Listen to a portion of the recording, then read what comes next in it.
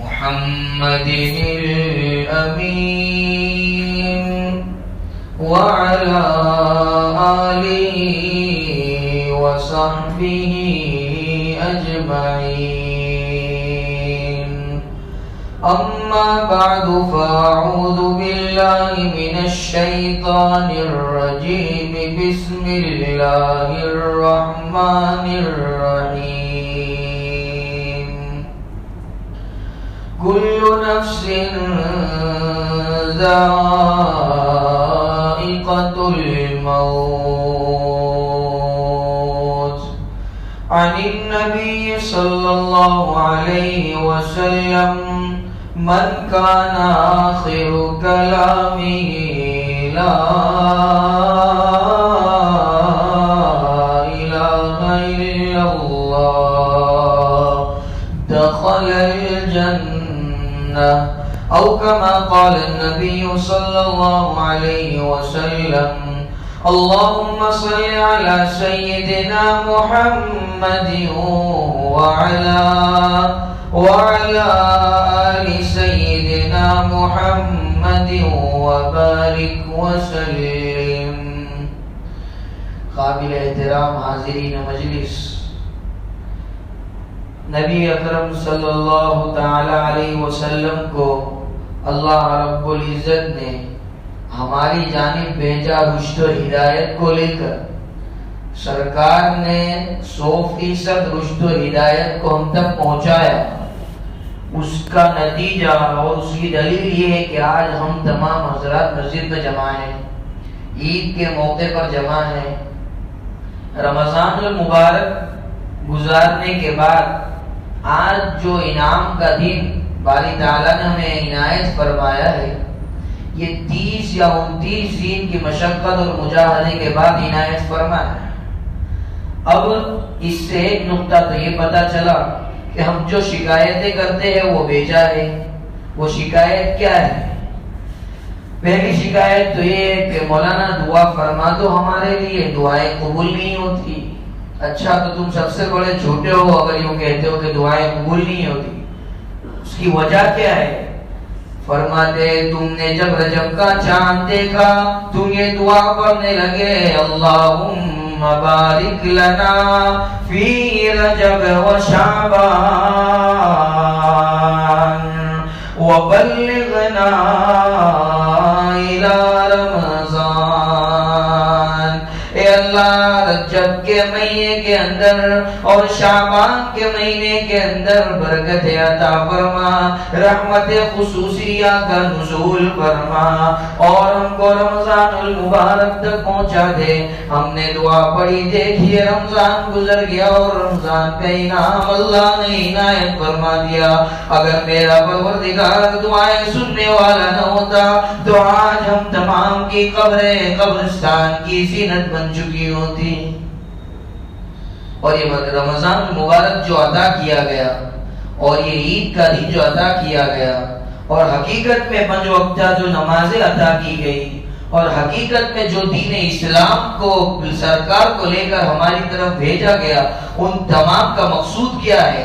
صرف یہ کہ مقصود ہے جس کو سرکار اپنی حدیث کے ذریعے بیان کرتے ہیں اور قرآن اپنی آیات کے ذریعے اس کو مزین کرتا ہے. فرمایا: کل نفس ذائقۃ الموت. ہر نفس کو موت کا مزہ چکھنا ہے، چاہے وہ پولیس انسپیکٹر ہو یا کوئی سبسڈی زیون ہو یا کوئی بڑے اقتدار پر ہو یا کوئی بڑی پوسٹ پر ہو. اور سرکار نے فرمایا ان تمام کی محنت کا نتیجہ یہ ہونا چاہیے کہ اس کی زبان پر مرنے کے وقت کلمہ طیبہ جاری ہو جائے. فرمایا: من کان آخر کلامی، وہ شخص کے جس کا آخری کلام اس دنیا سے جانے کے وقت لا الہ الا اللہ، یہ ہوا کہ پروردگار تیرے سوا کوئی معبود نہیں اور محمد رسول اللہ صلی اللہ تعالی علیہ وسلم اللہ کے رسول ہے، اس کے نبی ہے. فرمایا: دخل الجنہ وہ جنت میں داخل ہو جائے گا، جنت کے 70,000 فرشتے اس کا استقبال کریں گے۔ ارے وہ جنتی کہاں بھاگا جا رہا ہے؟ دنیا میں بڑی مشقتیں کی ہیں، بڑی تکلیفیں برداشت کی ہیں سرکار کے دین پر چلنے کے لیے، آ جا جنت میں۔ جب تو نے مشقتیں برداشت کی، اللہ نے خود فرما دیا، کیا کہتا ہے میرا پروردگار؟ فرمایا والذین جاہدوا فینا لنہدینہم سبلنا۔ وہ لوگ جو پروردگار کے راستے میں مشقت اور محنت کرتے ہیں، مجاہدہ اختیار کرتے ہیں، اللہ رب العزت ان کو ہدایت دے گا۔ صرف ہدایت نہیں بلکہ انگلی پکڑ کر جنت والے راستے پر چلا دے گا۔ یہ میرے پروردگار کا وعدہ ہے۔ لیکن ہمارا کیا حال ہے؟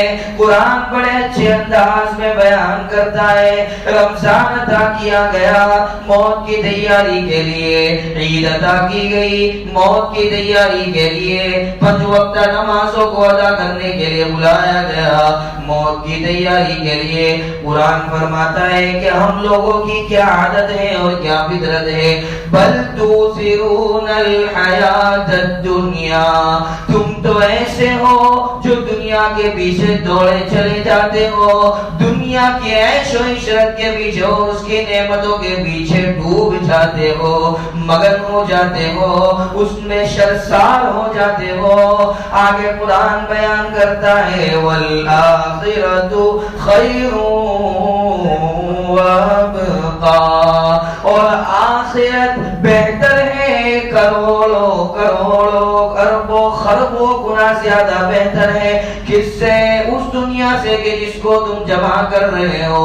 اور دنیا کیا ہے؟ فرمایا وما اوتیتم من شیء فی الارض، جو کچھ تمہیں عطا کیا گیا اس زمین کے اندر وہ صرف متاع الحیات الدنیا، دنیاوی زندگی کا ساز و سامان ہے، دنیاوی زندگی کو برتنے کے لیے عطا کیا گیا ہے۔ یہ کوئی مقصود نہیں ہے، اس کے لیے کوئی دنیاوی زندگی کو خرچ کرنا نہیں ہے۔ ضرورت کے موقع پر دنیا کو استعمال کرو، ضرورت ختم ہو جانے پر اسے لات مار کر پھینک دو، پسے پشت ڈال دو۔ اللہ رب العزت فرماتا ہے والذین جاہدوا فینا لنہدینہم سبلنا، کہ ہم ان لوگوں کی مدد کریں گے ہاتھ پکڑ کر اور انگلی پکڑ کر جو ہمارے راستے کے اندر مشقت اختیار کرتے ہیں، جو ہمارے راستے کی تکلیفیں برداشت کرتے ہیں۔ اللہ کے راستے کی تکلیفیں کیا ہے؟ اللہ کے راستے کی چند تکلیفوں کو بیان کرتے ہیں۔ سب سے بڑی تکلیف تو ابھی گزری کہ رمضان المبارک کا مہینہ عطا کیا گیا، بھوکا رکھا، پیاسا رکھا، حلال ہونے کے باوجود تمہیں بیوی کے قریب جانے سے منع کیا، حالانکہ حلال ہے، نکاح کے ذریعے تم اس کے قریب ہوتے ہو، لیکن اس کے باوجود حرام قرار دیا۔ ایک حلال چیز کو اللہ رب العزت تمہیں مشق کروا دے کہ میرے حکم سے تم نے رمضان المبارک کے اندر حلال چیزوں کو کس طرح سے چھوڑا، کس طرح سے تمہاری غیرت ایمانی میں جوش پیدا ہوا، وہ شمع ایمان کی تمہارے قلب کے اندر کس طرح سے منور ہے رمضان المبارک کے مہینے میں۔ تو اس شمع کو جب منور کیا ہے رمضان المبارک کے مہینے میں تو عید کے دن اتنے خوشی حاصل ہوتی ہے۔ اللہ کرے 100 مرتبہ اللہ کرے کہ ہماری پوری زندگی رمضان المبارک کے طرز پر ہو جائے، رمضان المبارک کے طریقے پر ہو جائے، تو موت ایسی آئے گی کہ ہمارے لیے کوئی عید کا دن ہوگا، اس دن ہم تو دنیا سے جا رہے ہوں گے، دنیا رو رہی ہوگی لیکن ہم مسکرا رہے ہوں گے، اس لیے کہ اللہ سے ملاقات کا وقت ہوگا، اور اس وقت کا بدلہ بھی عطا ہو جائے گا کہ جب ہم آ رہے تھے دنیا کے اندر ہم تو رو رہے تھے اور ہمارے رونے کا تماشا بناتے ہوئے دنیا ہنس رہی تھی، لیکن ہم جائے تو اس بات کی دلیل دے کر جائے کہ تم نے ہمارے آنے کی خوشی منائی تھی، اس بنا پر کہ ہم دنیا کے اندر پھنسنے کو چلے آئے، آج ہم دنیا سے جا رہے ہیں اس حال میں کہ ہمیں اللہ کی ملاقات کا شوق ہے، اللہ کو گویا میری ملاقات کا شوق ہے، وہ اس وجہ سے کہ میں اپنی موت کے آنے پر خوش ہوں تو میں جا رہا ہوں ہنستے ہوئے اور تم مجھے رخصت کر رہے ہو روتے ہو۔ اور اگر کوئی انسان یوں سمجھے کہ رمضان المبارک کے اندر ہی صرف عبادتوں کا کرنا ہے اور موت کی تیاریوں کا کرنا ہے، تو یہ بالکل غلط ہے، بالکل غلط بات ہے۔ اگر کوئی یوں سمجھے کہ سفید ہی صرف میرے بڑھاپے کے آنے کا جو ہے دستک ہے اور جو مجھے یہ متنبع کر رہی ہے، تو یہ بھی غلط ہے۔ اس لیے کہ اللہ رب العزت نے کل نفس ذائقۃ الموت فرمایا، یوں نہیں فرمایا کہ ہر جوان کو موت آنی ہے، ہر بوڑھے کو موت آنی ہے، کسی کے ساتھ مقید نہیں کیا اس آیت کو، بلکہ بچے کو بھی موت آتی ہے اور بوڑھے کو بھی موت آتی ہے۔ چنانچہ ہمارے اندر جو عبادتوں سے دور رہنے کی وجہ ہے، اس کی سب سے بڑی جو وجہ ہے وہ غفلت ہے۔ چنانچہ حضرت قاری رشید صاحب دامت برکاتہم العالیہ اپنے بیانات میں اکثر فرماتے ہیں کہ انسان کو عبادات سے دور رکھنے والی سب سے مین چیز ان کی ماں وہ غفلت ہے۔ غفلت کہا گیا گویا کہ وہ ام الامراض ہے، یعنی امراض باطنیہ، امراض روحانیہ کی جو ہے ماں ہے غفلت۔ کہ غفلت اگر انسان کے اندر سے دور ہو جائے تو دنیا کی کوئی طاقت نہیں ہے جو ولایت کے مقامات طے کرنے سے انسان کو روک سکے۔ چنانچہ انسان اپنی زندگی سے کتنا غافل ہے، کتنا بے خبر ہے اپنی موت سے، وہ ایک لطیفے کے ذریعے سنا۔ لطیفہ تو لطیفہ ہے لیکن بڑی عبرتناک بات ہے۔ ایک بوڑھے میاں حکیم صاحب کے پاس پہنچنے کے بعد حکیم صاحب سے عرض کیا، حکیم صاحب اب تو زبان بھی لڑکھڑانے لگی ہے، دانت بھی جواب دے رہے ہیں، کبھی گوشت کی بوٹی چبائی نہیں جاتی، اور اب تو سیڑھی اترنے کو بیوی کہے تو جو ہے ہڈیاں اجازت نہیں دیتی، اور بیٹا کارخانے جانے کو کہے تو باڈی اجازت نہیں دیتی، اس بات کے گھر چھوڑ کر اور پلنگ چھوڑ کر کہیں نکلوں، اب اس کا کوئی علاج کرو۔ تو حکیم صاحب نے ان کی پوری داستان تو سن لی۔ داستان کے سننے کے بعد کہا کہ ایک ایک کر کے اپنی بیماریوں کو واپس بیان کرو۔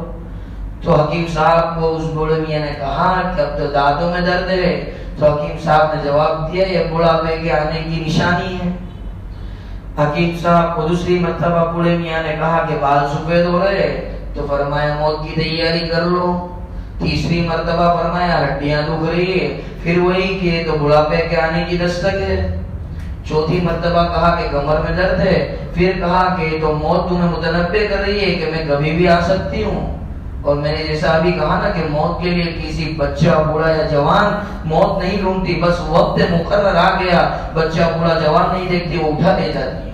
چنانچہ عرض یہ کر رہا تھا کہ حکیم صاحب کی ہر بیماری کے بیان کرنے پر وہی کہا حکیم صاحب نے کسی نہ کسی درجے میں یہی جواب ہوتا کہ موت قریب ہے اور بڑھاپے کی دستک ہے، اور جو ہے اس بوڑھے میاں کا دماغ حکیم صاحب پر وفر گیا اور انہوں نے ایک چاٹا رسید کر دیا حکیم صاحب کو کہ کچھ بھی بتاتا جا رہا ہوں، بس کہہ رہے ہو موت کی تیاری کرو، موت کی تیاری کرو، یہ لگایا کیا ہے تم نے؟ تو حکیم صاحب نے کہا کہ یہ تم نے کیا کیا، کیوں مجھے تماچا مارا؟ تو کہا یہ بھی بڑھاپے کا نتیجہ ہے۔ تو انسان کتنا بے خبر ہو جاتا ہے اپنی زندگی سے کہ انسان اپنی بیماریوں کو بیان کر رہا ہے ایک طبیب کو، اور وہ طبیب جو جانتا ہے کہ اب تمہیں کس بات کی ضرورت ہے، کس چیز کی ضرورت ہے، تمہاری بیماریاں لا علاج ہے، اور حقیقت کے بیان کرنے پر اور اس حقیقت کو قبول کرنے پر بھی انسان تیار نہیں کہ میری موت کا وقت آ چکا ہے اور موت مجھے دستک دے رہی ہے کہ اب تجھے اللہ سے ملاقات کرنی ہے۔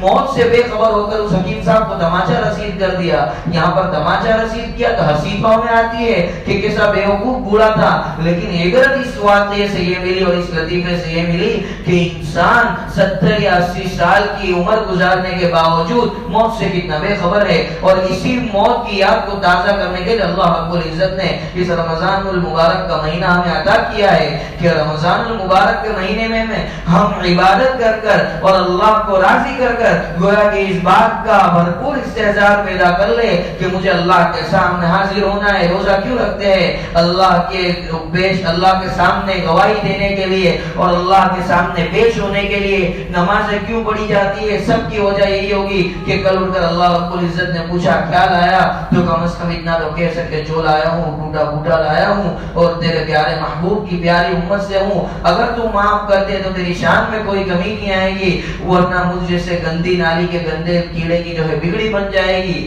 تو اللہ کو اس بات پر رحم آ جائے اور معاف کر دے، لیکن کچھ کیا ہی نہیں ہوگا تو پھر اللہ رب العزت کیسے میں معاف کرے؟ چنانچہ شاعر بڑی اچھی بات کہتا ہے کہ آج کل ہمارے نوجوانوں کو اور بچوں کو یہ وہم رہتا ہے کہ بھائی نماز پڑھنے چلو، تو ہمارا نوجوان کہتا ہے ابھی تو 15 سال کی عمر ہے، مول صاحب ابھی بہت دیر ہے، ابھی تو بال سفید ہوں گے، شادی ہوگی، بچے ہوں گے، یہ ہوں گے، فلانا ہوگا، ڈھمکڑا ہوگا۔ لیکن اس کا جو ہے نوجوان کو بالکل استعداد نہیں کہ موت بوڑھا بچہ جوان نہیں دیکھتی۔ بار بار یہ عرض کر رہا ہوں، چنانچہ شاعر نے اپنی شاعری کے اندر اس کو مزین کیا ہے۔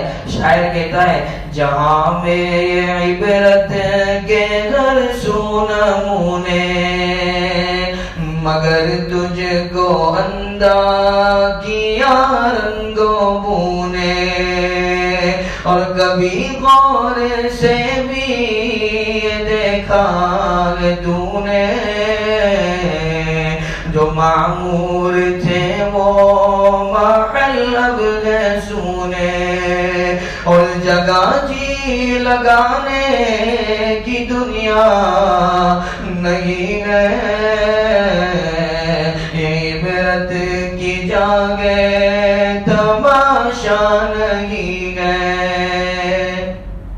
اور وہ ہم کہ میں تو بچہ ہوں، تو کہتے ہیں پہلے بچپن میں تجھ کو ہی برسوں کھلایا، جوانی نے پھر تجھ کو مجنوں بنایا، اور بڑھاپے نے آگے کیا کیا ستایا،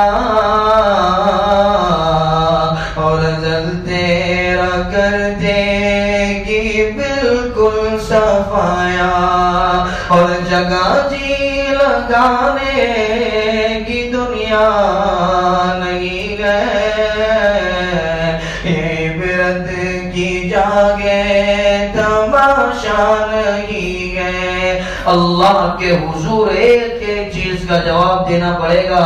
اس دنیا کو اگر تماشا بنایا تو قرآن کہتا ہے فَمَن يَعْمَلْ مِثْقَالَ ذَرَّةٍ خَيْرًا يَرَهُ وَمَن يَعْمَلْ مِثْقَالَ ذَرَّةٍ شَرًّا يَرَهُ۔ بس وہ تمام لوگ اپنے ہر چھوٹے اور بڑے گناہوں کو اور چھوٹی اور بڑی نیکی کو ضرور جان لیں گے اور دیکھ لیں گے۔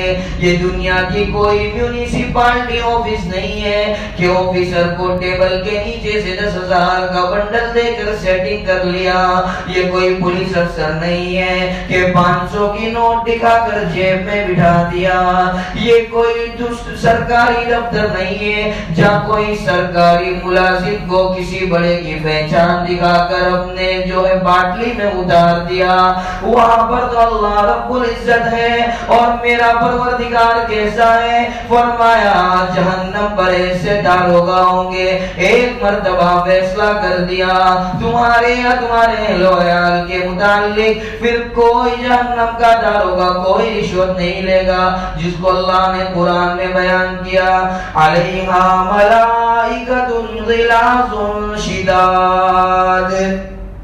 جہنم پر ایسے داروغہ اور ایسے واچمینز متعین کیے ہیں اور مقرر کیے ہیں، ملائکۃ غلاظ شداد، جو بڑے سخت مزاج ہوں گے، جو بڑے سخت غصے والے ہوں گے، لا یعصون اللہ، جو اللہ کے حکم کی بالکل نافرمانی نہیں کریں گے، اللہ کے حکم کو جس طرح سے ہم پامال کرتے وہ پامال نہیں کریں گے۔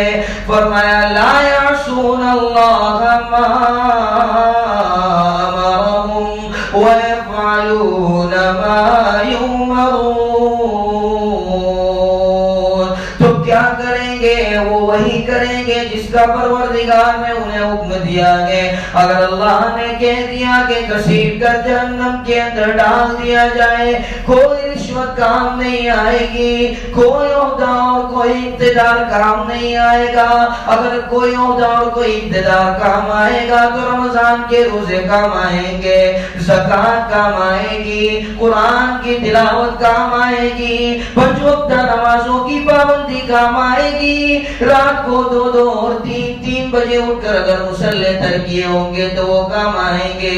اسی لیے کہا جاتا ہے کہ علماء کی قدر کرو کہ جب ہم سو رہے ہوتے ہیں نرم نرم بستروں پر اور نرم نرم گدوں پر اور اپنی بیویوں کے ساتھ لطف اندوز ہو رہے ہوتے ہیں، اس وقت یہ علماء اپنے مسلوں کو آنسو سے تر کرتے اور اللہ سے اس امت کی خیر کی بھیک مانگتے ہیں۔ اور ہمارا عالم یہ ہے کہ ہم ان کی قدر نہیں کرتے، ان سے دین کو سیکھتے نہیں، ان سے دین کو سمجھتے نہیں۔ اس لیے شاعر بڑی اچھی بات کہتا ہے، اگر عالم کا خدا اس عالم میں کسی کو عالم نہ بناتا تو معلوم نہیں عالم برزخ میں ہمارا عالم کیا ہوتا۔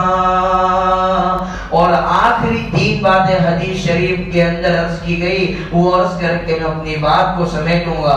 سرکار دو عالم صلی اللہ تعالی علیہ وسلم اپنے اصحاب کے ساتھ مجلس میں بیٹھے ہوئے تھے، تو درمیان مجلس حضرت جبرائیل علیہ السلام جو وحی لے کر آیا کرتے تھے ہر نبیوں کے پاس، وہ فرشتے تشریف لائے اور سرکار سے سلام عرض کیا، اور سلام عرض کرتے ہی سرکار سے کیا فرمایا، کیا کہا حضرت جبرائیل امین علیہ السلام نے؟ فرمایا کہ آپ کو جس طرح سے جینا ہے، آپ کو جس طرح سے جینا ہے اور جس طرح سے زندگی کو گزارنا ہے اس طرح سے زندگی کو گزار لیجئے، لیکن تمہاری موت برحق ہے اور تمہیں موت آنی ہے۔ تو جب سرکار جن کے صدقے و طفیل اس کائنات کو وجود بخشا گیا، ان کو یہاں پر موت کی خبر دی جا رہی ہے اتنے بڑے فرشتے کے ذریعے، اور کسی فرشتے کی یہ مجال تو نہیں کہ وہ اللہ کے حکم کے علاوہ کسی دوسرے کی بات کہہ کر نبی کو ڈرائے۔ سرکار کو جب متنبہ کیا گیا کہ جس طرح سے زندگی گزارنی ہے گزارو، لیکن ایک وقت وہ آئے گا کہ تمہاری موت مقرر ہے۔ دوسری بات جبرائیل امین علیہ السلام نے سرکار سے فرمائی، جس سے محبت کرنا چاہتے ہو کر لو اس دنیاوی زندگی کے اندر، چاہے تو دنیا والوں سے کر لو چاہے تو اللہ سے محبت کر لو، لیکن دنیا والوں سے محبت کرو گے تو سن لو ایک نہ ایک دن وہ آئے گا جس دن تمہیں ان دنیا والوں کی محبت سے جدا کیا جائے گا، تو پھر ہم تو چھ پتھی کا شوربہ ہمیں تو بدلے اولا الگ کیا جائے گا۔ اور تیسری بات جو جبرائیل امین علیہ السلام نے محبوب سرکار صلی اللہ علیہ وسلم سے جو دریافت کی وہ یہ ہے کہ سرکار آپ جو بھی عمل کرو گے اور جو بھی فعل انجام دو گے اور جو بھی بھلائی کا کام کرو گے تو ضرور بھی ضرور اس کا پورا بدلہ تمہیں دیا جائے گا، خواہ وہ اچھی ہو یا بری۔ تو جب سرکار سے اس طرح سے اللہ رب العزت نے مخاطب ہوئے حضرت جبرائیل علیہ السلام کے ذریعے، تو پھر ہماری کیا اوقات ہے، کیا وجہ ہے کہ صرف رمضان المبارک کو ہم نے عبادتوں کا اڈا بنا رکھا ہے؟ کیا وجہ ہے کہ رمضان کے علاوہ مسجد ویران ہے، اور مسجد ویران ہونے کے بعد اگر کوئی کمنٹ کرتا ہے کہ ان اذانوں کو بند کیا جائے وغیرہ وغیرہ، تو ہماری پھر جو ہے آستینیں اوپر ہوتی ہے۔ بتاؤ کس طرح سے ہم آستینیں اوپر کریں؟ کیونکہ وہ لوگ کیوں کہتے ہیں کہ ہم جانتے ہیں 90% سے زیادہ مجمع عید اور جمعہ کے علاوہ دکھتا نہیں، صبح کی اذانیں کیا دینے کی ضرورت ہے جبکہ مسلمان اٹھتا نہیں۔ آج جو عید کا مجمع ہے آج سے نیت کرو، انشاءاللہ ہم سب جو عید کا مجمع ہے وہی صبح کی نماز میں بھی لے آئیں گے، عام دنوں کے اندر بھی اسی طرح مسجدوں کو آباد کریں گے جس طرح سے رمضان المبارک میں آباد کیا۔ رمضان میں اگر ایک قرآن ختم کیا تو عام دنوں کے اندر بھی ایک قرآن ختم کریں گے۔ اس طرح کی مدد اور اس طرح کی نصرت کی اگر ہم نے اللہ کے دین کی تو اللہ کا کیا وعدہ ہے وہ اللہ رب العزت نے 26ویں پارے میں بیان کیا۔ فرمایا یا ایھا الذین آمنوا ان تنصروا اللہ ینصرکم وَيُثَبِّتْ أَقْدَامَكُمْ۔ اے ایمان والو اگر تم اللہ کی مدد کرو گے، مفسرین لکھتے ہیں اللہ کی مدد سے مراد یہاں پر اللہ کے دین کی مدد ہے، اعلاء کلمت اللہ کی مدد ہے، اشاعت اعلاء کلمت اللہ کے اندر اپنے آپ کو مصروف کرنا ہے۔ تنصرکم وَيُثَبِّتْ أَقْدَامَكُمْ، تو اللہ رب العزت عزت بھی تمہاری مدد کرے گا اور تمہارے قدموں کو اپنی راہ کے اندر جما دے گا، تمہاری ہر ایک مشکلات کو حل کرتا چلا جائے گا۔ دنیا چلاتی رہے کہ انہیں بھیجو یہاں سے، لیکن دنیا بھیج نہیں پائے گی، اس لیے کہ میرے پروردگار کی مرضی کے بنا یہاں دنیا میں کسی جھاڑ کا کوئی پتا تک نہیں ہلتا، تو پھر یہ دنیا والوں کی کیا اوقات ہے؟ فرمایا وَتُعِزُّ مَن تَشَاءُ وَتُذِلُّ مَن تَشَاءُ۔ اللہ جسے چاہتا ہے عزت بخشتا ہے اور اللہ جسے چاہتا ہے ذلیل کرتا ہے۔ اللہ عزت دینے پر آ جائے، دنیا ایک طرف ہو جائے، کوئی ذلیل نہیں کر سکتا۔ میرا پروردگار ذلیل کرنے پر آ جائے، ساری دنیا اور ساری کائنات عزت دینے پر آ جائے، عزت نہیں دے سکتی۔ عزت محمد کے دین میں ہے، عزت کلام اللہ میں ہے، عزت نمازوں میں اور روزوں میں ہے، اور عزت شاعر اسلام میں ہے۔ بس اب ہمیں سمجھنا ہے کہ قرآن کی آیت کل نفس ذائقۃ الموت ان عبادات کو لا کر ہمیں متنبہ کر رہی ہے اس بات سے کہ تجھے موت کا مزہ چکھنا ہے، اور موت کا مزہ تجھے میٹھا لگے گا جب تو اسی طرح سے کلام اللہ پر عمل کرتا رہے گا، اور سرکار کی یہ حدیث تیرے حق میں ہو جائے گی جب تو اسی طرح اللہ کے احکامات کو مانتا رہے گا، ورنہ تو وما علینا الا البلاغ۔ اگر ہمارے ویڈیوز آپ کو پسند آ رہے ہوں تو لائک، کمنٹ اور شیئر کریں، اور مزید نئی ویڈیوز کے لیے ہمارے چینل دعوت میڈیا کو سبسکرائب کریں اور بیل آئیکن پر کلک کریں۔